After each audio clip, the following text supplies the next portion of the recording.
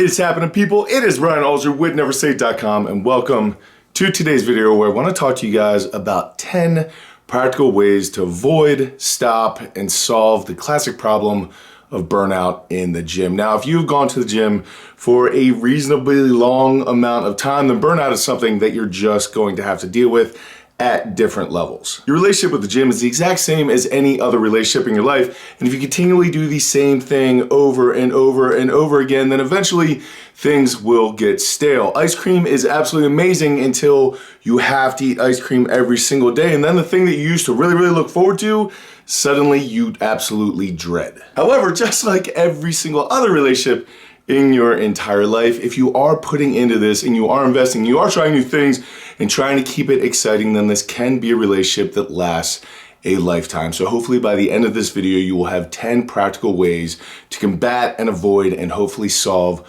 all of your gym burnout issues. All right, so starting out simple, the very first solution that I want to give to you is change your programming, people. A lot of you have been doing the same exact boring programming or the same exact type of boring program for the last decade. Try something completely different. Try something new. It does not need to be my type of programming, but try something that is outside of your comfort zone and outside of your box, because one thing is for sure, if humans get very comfortable, then they get bored and it gets stale. You need to be challenging yourself, and maybe your current programming just isn't doing that for you. Solution number 2 is change your environment or change your gym.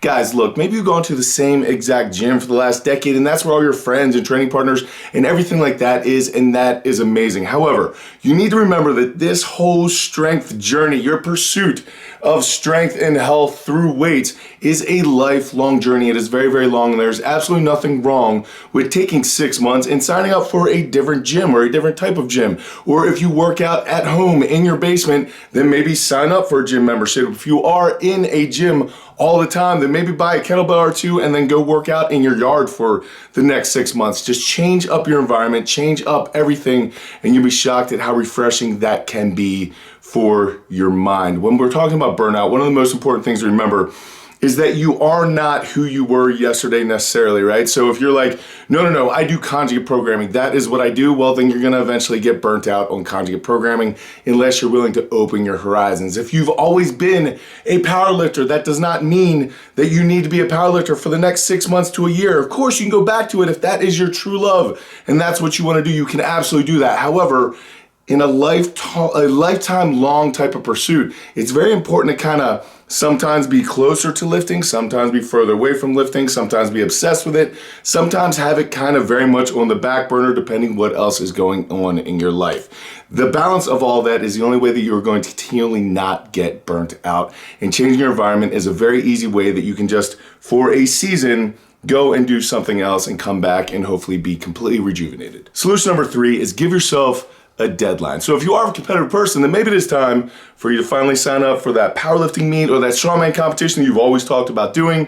Or maybe if you're not a competitive person, but you have a wedding or a holiday or some sort of big vacation coming up that you want to look good in, like a wedding dress tuxedo or just being in a bathing suit, then now you have a deadline, and you will be shocked at how putting a date on the end of a goal will help motivate you in the day-to-day things and just help you get up off the couch and out the door, knowing that there is going to be an inevitable ending to be held accountable to. Solution number 4 is going to be change your styles, or maybe even change your strength sport. Now guys, again, remember, this is a lifelong pursuit, and I'm not saying that you need to change strength sports for the rest of your life. What I am saying is sometimes just taking a season of 6 months to a year and training in some other sort of style can really do a lot, not only to stop burnout, but maybe even kind of get you out of any sort of plateau or wherever you are in your current strength sport. So if you are a powerlifter and you are a born powerlifter and you're gonna die a powerlifter, it's not gonna hurt you to take 6 months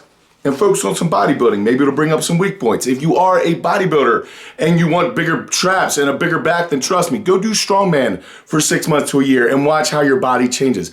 Guys, I'm not saying that you need to stay with this a new thing for the rest of your life. You can always go back to your old pursuits and your original loves and whatever the case may be, but sometimes cross training can do a lot to break plateaus, break any sort of mental staleness is going on, and really stop any burnout that is happening. Never ever get so stuck at where you are that you are unwilling to change and learn and try new things, because trust me, that is what the joy of life is all about. Solution number 5, absence makes the heart grow stronger. So there are going to be times in your life when other things take precedence and lifting needs to take a back burner. And if you fight that process, then you're always going to feel bad about not giving full effort at the gym, and that is going to be a big problem. That's why recently I put out a program called The Minimalist, where it kind of just goes over the things that you absolutely need to do in the gym and nothing else, so you can get in and get out in 40 minutes, 4 times a week, and that's all that you need to worry about. Sometimes putting the gym on the back burner for a season is the best possible thing that you can do for yourself, both physically as well as mentally. Now, I'm not saying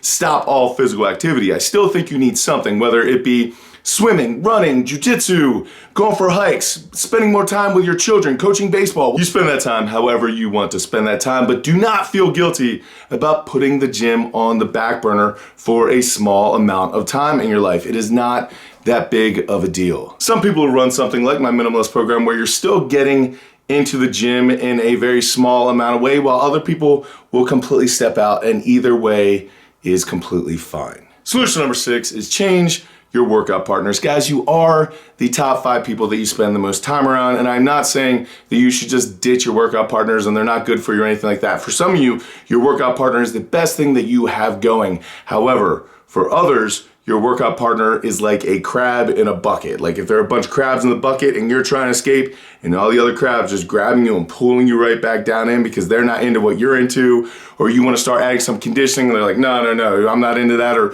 whatever the case may be. Sometimes, guys, finding other people that can kind of inspire you in another way can do a lot to help any sort of burnout. I'm not saying ditch your friends, or I'm not trying to advocate for that, but I am saying if there are some negative people who just aren't really helping you in this journey, or kind of started out on the same journey and now are going somewhere different than you are, then it is okay to break that tie and go away. It doesn't mean that they're dead to you now. You can still be friends, you can still hang out, you can still do things, but sometimes you need to surround yourself with people that are kind of going for the same goals that you are. And if someone's holding you back, then they could be a big source of burnout for you. Solution number 7 is teach a beginner how to lift. Now, I know a lot of you watching this are in fact beginners yourself, but maybe you know more than someone else. Now, there is a caveat to this, and that is taking your spouse or significant other in the gym and trying to teach them about your passion can sometimes go really, really well, and other times can go really, really horribly. So maybe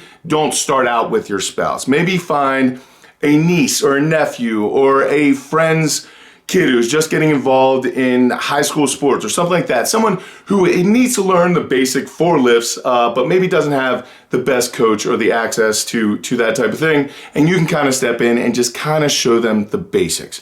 But the thing about working with a beginner, number 1, you actually have to break down those lifts in your head, how you actually do them. And that alone is going to make you a better and more conscious lifter of what you're doing with your body. And then number 2, seeing someone else get it, and seeing that epiphany moment of the squat clicking for them, or the breathing and bracing clicking for them, or them hitting a PR is so exciting for the person helping them out. Now, I've been able to be a part of a lot of people's strength journey, and I am absolutely humbled and amazed because there have been so many highs in my life, because watching a lot of my athletes and coaches and people like that just hit PRs, it's like I hit the PRs myself, and it just, it's such an exciting thing for someone that you helped get somewhere, to see them hit that success is really, really cool. So anyway, guys, definitely consider grabbing a beginner and just teaching them what you know. Take your time, be patient, be careful, but that can do a lot to kind of reignite some of the beginning feelings that you had when you first got involved in lifting. Solution number 8 is go volunteer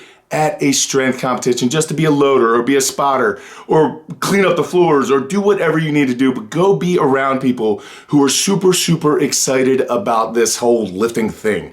It is amazing how contagious that can be, and if you go to a competition and just watch other people who are so passionate about it, sometimes it can really reignite that fire inside of you. Solution number 9 is going to be lean into the pain. Now, maybe for you right now, getting to the gym 4 times a week and doing a full 90-minute strength and conditioning type of session with all that expectation, and you know how hard it's going to be. Maybe right now that just seems completely repulsive and overwhelming to you. You're like, ugh, I've done that for so long. That's the last thing in the world that I want to do. And if that describes you, then what I would encourage you to do for a period of time in your life is drop all of that back to very, very short training sessions. Something like 10 minutes to 20 minutes at most maybe 30 minutes, but really not long, 10 to 20 minutes, and do something every single day and switch the focus from 4 big sessions where there's expectation and you need to hit certain numbers to literally the expectation is nothing more than just being physical for 10 minutes every single day. Maybe that's a hike,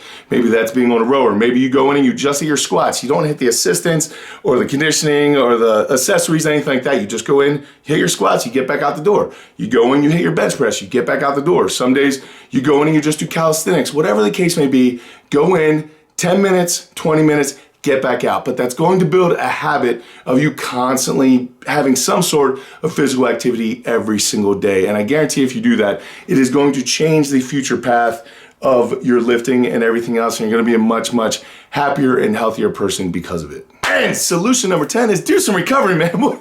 What is wrong with you? Seriously, one of my biggest pet peeves is people who will absolutely drive themselves into the ground every single day at the gym, and they turn around and they're like, I work so hard, I eat right, I do my things, and I'm still not making any progress. And I want to bang my head against the wall and say, like, it's because you're not recovering. You don't get stronger, you don't get bigger, you don't get anything in the gym. That all happens while you are recovering. And if you never give yourself time to recover, then it's just like you're constantly beating something down, right? Imagine if you had a horse that plowed your field and you decide to run that thing to death 7 days a week, every single day, then I guarantee after 2 weeks, that horse isn't going to be giving you its best effort, and its body's not gonna be able to put out anymore. You need to give yourself rest, relaxation, recuperation. You need to do active recovery type of things, whether it be sauna, cold plunge, stretching, PVC, lacrosse ball work, whatever the case may be. Guys, increase your sleep, increase your recovery, increase your deloads. So many of you are lifting so much more than you need to, and it's actually holding back your success. If you guys were getting more rest and just taking more of that time to allow your body to recover so you came into the next strength session at 100%, you'd be shocked at how much more you'd be gaining. Now, again, I'm not describing anyone. Some of you are being very, very lazy and you're barely putting in effort 3-4 times a week or whatever the case may be, and this is not for you. This is for people who really, really push hard in the gym. Trust me, more deloads are gonna help, more sleep is going to help, more recovery and active recovery is going to help than getting to the gym for day 5, day 6, day 7. That is not going to put you further along the line. Please take your recovery seriously and take care of your body, and you'll be shocked at how it will turn around and take care of you. Anyway, guys, that is what I do have for you today. I do thank you so much for your time and your attention and all the ways that you guys help support me. Now, hopefully you guys do have 10 realistic and practical ways to fight off and avoid any sort of that inevitable burnout in the gym. I will be catching you guys later in the week, but until I do go out, something amazing in your lives, keep working hard, people. Be nice to each other, please. Nice. I'll catch you then.